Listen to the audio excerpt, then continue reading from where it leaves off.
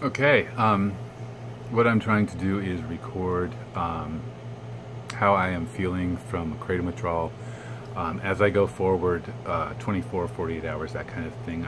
As I looked around and was getting ready to start my withdrawal, I researched to see if I could find many people that were showing themselves actually in the throes of Kratom Withdrawal. I didn't find many videos that did that, so I wanted to be one of those videos that would show where I'm at 24 hours, 48 hours, right in the middle of it. And today I am at 48 hours. I'm just hitting 48 hours right now. So let me say the symptoms from yesterday at 24 hours have intensified. Most of the same ones are there. I woke up with a headache this morning, and I say woke up, but I didn't sleep much. I maybe got 3 or 4 hours, and that was only through use of various methods that I'm going to tell you about here in a couple.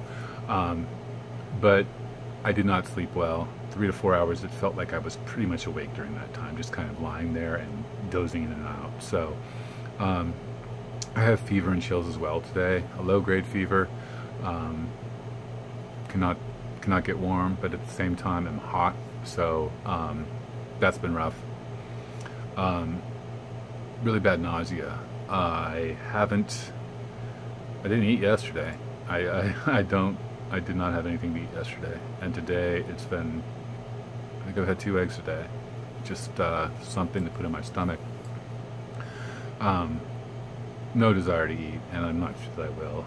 The nausea is pretty severe, so not going to do that. I know everybody gets affected differently. These strictly are my own body's reaction to it, my physiology that's having me feel this way. And not everybody will have these same symptoms, but I'm just kind of trying to log what I'm going through. Anxiety, depression is happening. Restless legs and arms have been something too that's I've been affected by. I noticed the constant need to move. Feels like something's kind of crawling in my skin. Certainly not as bad as OxyContin withdrawals in the past, but definitely noticeable and definitely there and uncomfortable. So that's kind of where I'm at after 48 hours.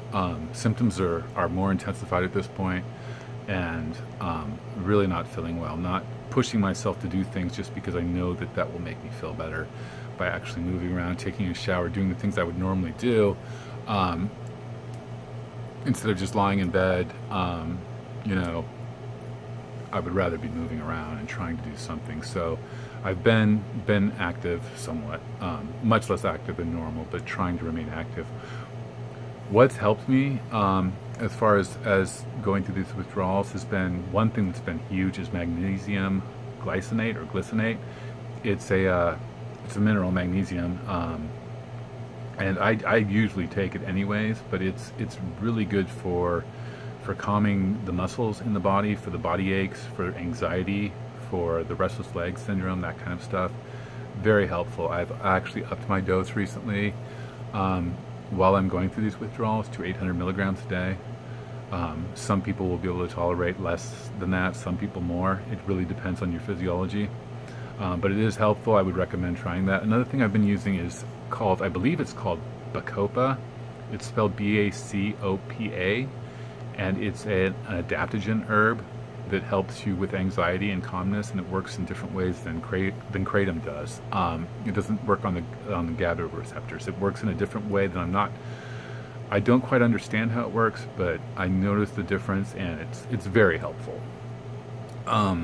Vitamin D, I've been taking vitamin D only because I normally take it, but I do notice after I have taken it, I feel a little bit better, a little bit more energized. Vitamin C as well I've been taking, about 3,000 milligrams spaced out throughout the day, 1,000 milligrams at a time. What else? L-theanine, that's great. If you have to, if you do not want to go through caffeine withdrawal at the same time as this, and you're going to be taking caffeine, I would really recommend green tea, because it does contain L-theanine in it, and it will keep, L-theanine is great for anxiety, for keeping you calm without making you tired. So green tea or just L-theanine supplement on its own is excellent. What else would help?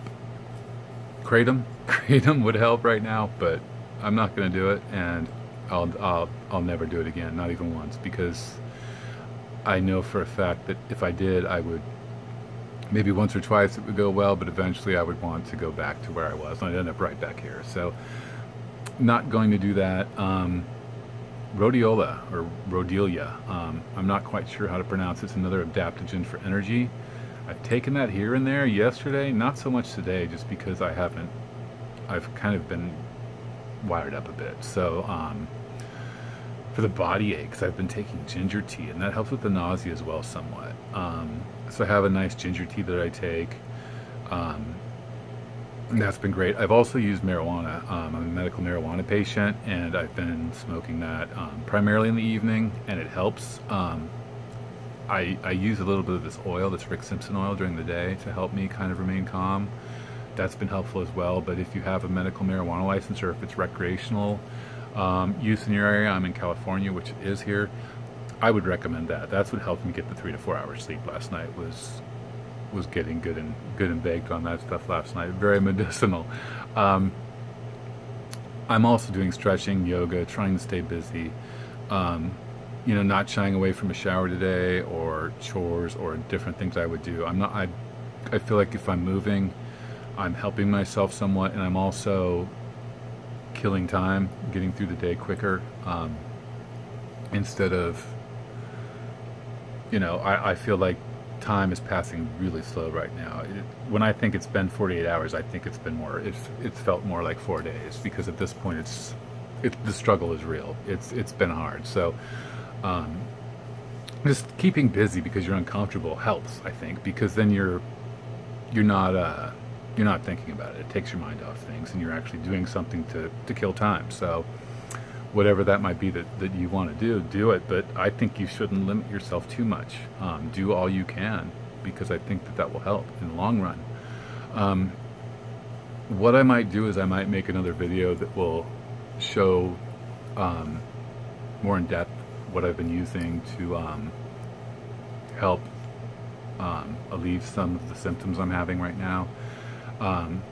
What's worked for me, so that maybe you could try to adapt some of those and use them into your withdrawal. But you know, everybody's different, so what works for me might not work for you, and I'd recommend you do your research on that. And then also what I'll do is this is my 48-hour update. I'm going to post another one, hopefully in another 36 hours, just to let you know where I'm at. I'm hoping by the next time I post, I'm hoping that I will have turned the corner a little bit, and maybe be doing a little bit better. Really hopeful of that, because if I could, usually in the past when I've quit stuff like, you know, opiates, it's been a quick withdrawal for me, a 3 or 4 day, and I do not want to go 7 to 10 days on this. No way. So I'm hoping to have turned the corner by the next time I make a video, and I'm just going to keep making them every 12 hours or every 24 hours until I'm through this, just to let you know exactly what it's like in the middle of it. So I hope this video was helpful. If so, please give me a like or comment below. If you have any questions I can help you with, I'd love to help. Just, you know, shoot me a comment down below, and I will. Okay. Thank you, and I'll be back tomorrow.